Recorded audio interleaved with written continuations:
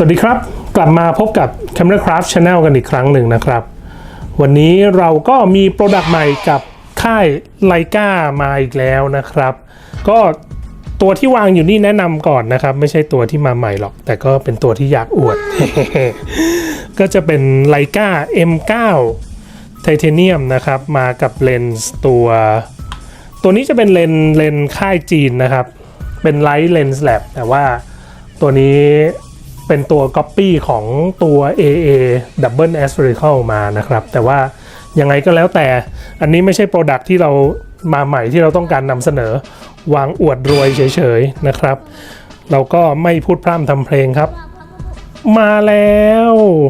มันคือเลนส์ตัวใหม่จากไลกานะครับผม11635 Noctilux 35 มิล f 1.2 นะครับอันนี้เป็น Noctilux ตัวล่าสุดนะครับเป็น Noctilux ตัวแรกที่เป็นระยะ35 มิลนะครับ Noctilux ของไลกานี่มันก็เป็นเลนส์ที่มีความพิเศษนะคือมันเป็นแบรนด์ที่ทำเลนส์สว่างในไซส์ที่เล็กๆได้ซึ่งเมื่อก่อนมันถือว่าเป็นอะไรที่มันว้าวมากนะครับซึ่งส่วนใหญ่ค่ายอื่นเขา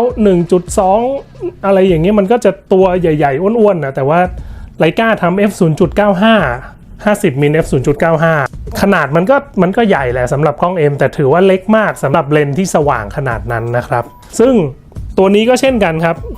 Noctilux 35 มิล f 1.2 นะครับคือชื่อของ Noctilux เนี่ยมันเป็นเอกลักษณ์ที่พิเศษอย่างหนึ่งของไลกานะคือนอกจากตัวเลนส์ที่สว่างแล้วเนี่ยภาพที่ได้มันยังมีความแตกต่างจากเลนส์ตัวอื่นๆนะครับมันจะเป็นเลนส์ที่แยกฉากหลังได้ดีแล้วก็เรนเดอร์โบเก้ออกมาได้เนียนกริปนะฮะก็เป็นคาแรคเตอร์ที่เป็นเอกลักษณ์ของมันซึ่งณปัจจุบันนี้เลนส์ที่เป็น Noctilux เนี่ยมีอยู่3ตัวนะครับคือตัวนี้เพิ่งออกใหม่ที่เหลือ2ตัวก็คือ50กับ75ที่ได้ชื่อ Noctilux นะครับตัวนี้35 มิล Noctilux หลายคนก็อาจจะแบบ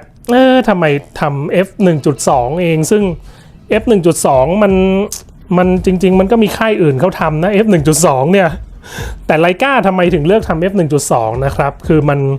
ผมว่าหลายอย่างหนึ่งก็คือเรื่องขนาดนะขนาดของเลนส์ปัจจุบันเนี้ยมันใหญ่มากไม่ได้เห็นกันอยู่คืออย่าง75 Noctilux 90 Summilux เนี่ยตัวใหญ่หน้าฟิลเตอร์67เนี่ยเอาตรงๆคือขายไม่ออกคนไม่รับกับขนาดเท่าไหร่นะครับเพราะงั้นขนาดที่เข้ากับกล้อง M เนี่ยสำคัญมากแล้วก็อีกอย่างหนึ่งก็คือเรื่องของคุณภาพของภาพที่ได้นะครับคือถ้าใครเล่นตัว Noctilux 50 f 0.95 เนี่ยก็จะรู้ว่าโอเคเลนส์มันเรนเดอร์มีเอกลักษณ์ดีมากก็จริงแต่ว่าข้อเสียมันเยอะเวลาเราถ่ายแบบย้อนแสงเจอ CA เยอะมากอะด้วยความที่มัน f 0.95 เพราะงั้นตัว35 มิลซึ่งเป็นเลนส์ที่ไลกาออกมาในยุคปัจจุบันเนี้ยก็เลยเลือกที่จะทำเป็น f 1.2 นะครับยังไงก็แล้วแต่เรากรีดเปิดกล่องกันเลยดีกว่ามาดูตัวจริงเลยดีกว่านะครับอันนี้ถอยไปก่อนแน่ก็เป็นกล่องรุ่นใหม่เหมือนเดิมนะครับชืดกรีดสวยๆเป็นกล่องรุ่นใหม่สีน้ำตาลเหมือนเดิมเปิดออกรอบทิศทางนะครับเก๋กะจริงๆเลยเนี่ย M9 ไทเทเนียมเนี่ยก็ไม่มีอะไรนะครับเป็นกล่องสีดำข้างในก็เป็นกล่องเลนส์ปกติของไลกาปัจจุบันแหละนะมีสายคาดบอกว่า Noctilux 35 มิล f 1.2 นะครับตัวนี้จะมีแต่สีด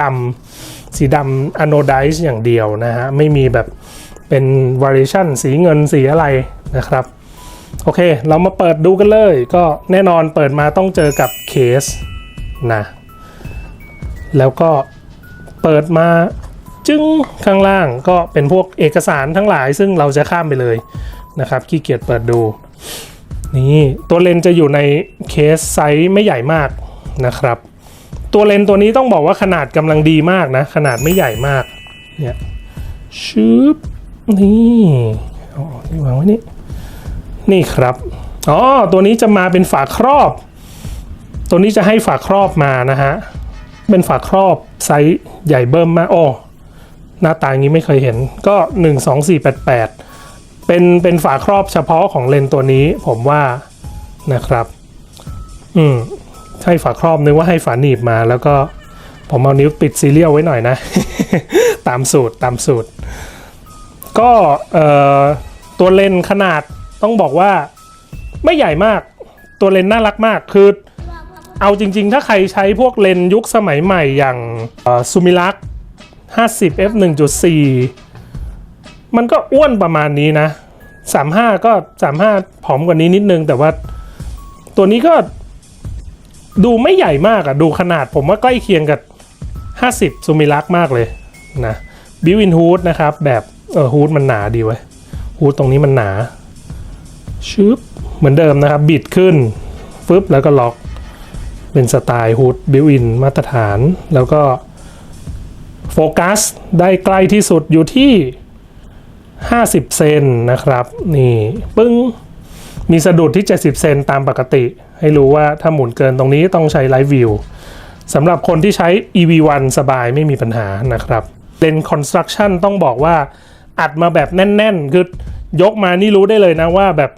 เลนส์มันตันๆเลยอะเนี่ยมันรู้สึกถึงน้ำหนักได้เลยตันๆทั้งในนี้นะครับมีเลนส์อัดกันอยู่ทั้งหมด8ชิ้นนะครับ8ชิ้น5กลุ่มจริงๆคือเท่ากับตัว35 f2 Apo เลยนะ35 f2 Apo ก็8ชิ้น5กลุ่มเหมือนกันตัวนี้ให้ aspherical surface มา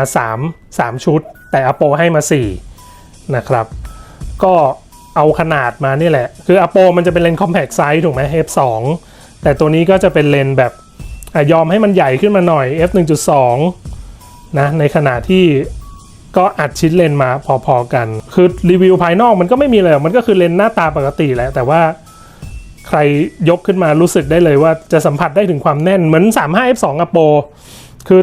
เลนส์มันดูตัวเล็กๆแต่สัมผัสยกขึ้นมามันรู้สึกแบบมันตันๆแน่นๆเลยนะอันนี้ต้องบอกว่าเป็นเลนส์ที่น่าสนใจนะครับก็เดี๋ยวยังไงเรามีถ่ายให้ดูรูปตัวอย่างกันแน่นอนซึ่งบอกได้เลยว่าเป็นเลนส์ที่สมชื่อน็อกติลักนะเท่าที่ลองดูคือแยกฉากหลังเนี่ยเด้งแน่นอนไม่ต้องห่วงสวยงามอยู่แล้วนะครับถ้าเทียบกับ 1.4 นะคือต้องบอกว่าเลนส์ซูมิลัก35 1.4 ของไลกาเนี่ยเป็นอะไรที่ออกมานานแล้วอ่ะมันดีไซน์ออกมาตั้งแต่สมัยแบบ M9 อ่ะซึ่งมันเกินน่าจะ20 ปีได้แล้วนะครับในขณะที่ตัวเนี้ยถึงมันจะต่างกันแค่ 1.2 1.4 นี่น่าจะครึ่งสต็อปนะประมาณครึ่งสต็อปก็ต้องบอกว่าความต่างที่เห็นชัดก็คือ CA น้อยมากอย่างซูมิลัก FLE 35 1.4 เนี่ยยังเห็น CA อยู่แล้วก็ที่ 1.4 ยังรู้สึกว่ามันซอฟต์นิดแต่มันเด้งแล้วแหละในระดับของมันแต่ว่าตัวนี้ต้องบอกว่าอัปเกรดขึ้นไปนะเป็น 35 1.4 ที่แบบเพิ่มความคมขึ้นไปเพิ่มความใหญ่ของโบเก้ขึ้นไปเพิ่มการแยกฉากหลังขึ้นไปนะครับเพิ่มการลด CA นะฮะถ่ายมาอีกนิดเดียวจะApoแล้วถ่ายที่ 1.2 นะต้องบอกว่าเป็นเลนส์ที่เน้นคุณภาพจริงๆคือตัวนี้ถ้าเทียบราคากับ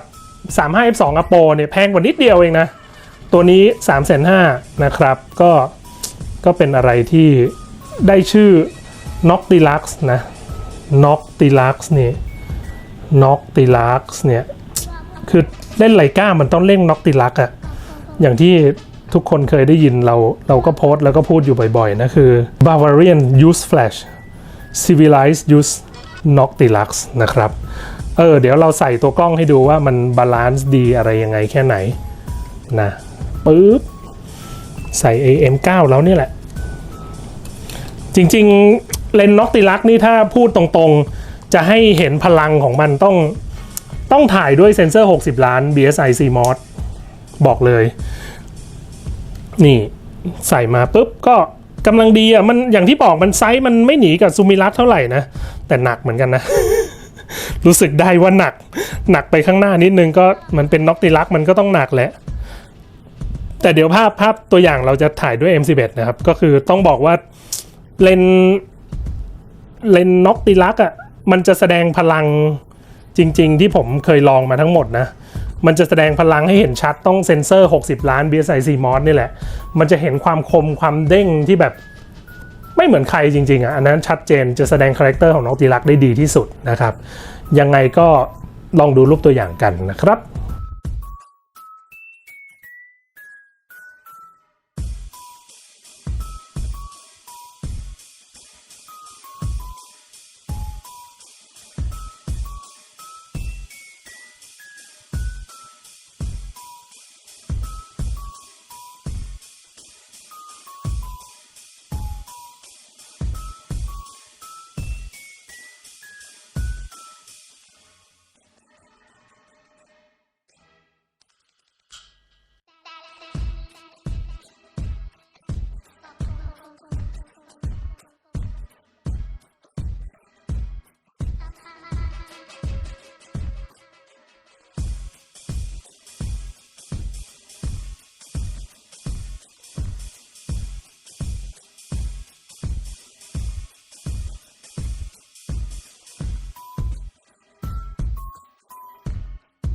น็อกติลัก35 มิลนะครับสุดหล่อก็อย่างที่บอกรูปตัวอย่างแน่นอนคมเด้งนะครับ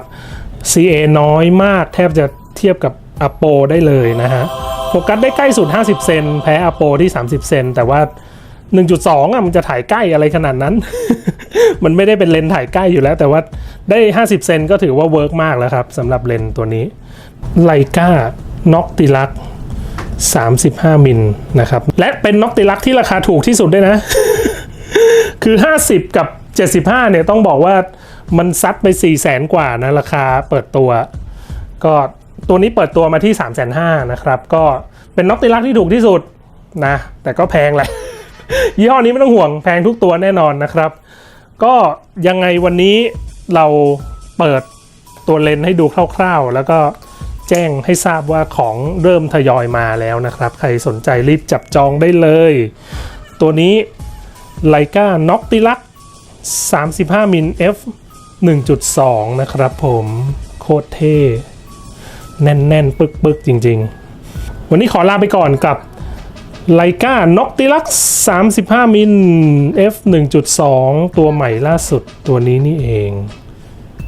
สวัสดีครับ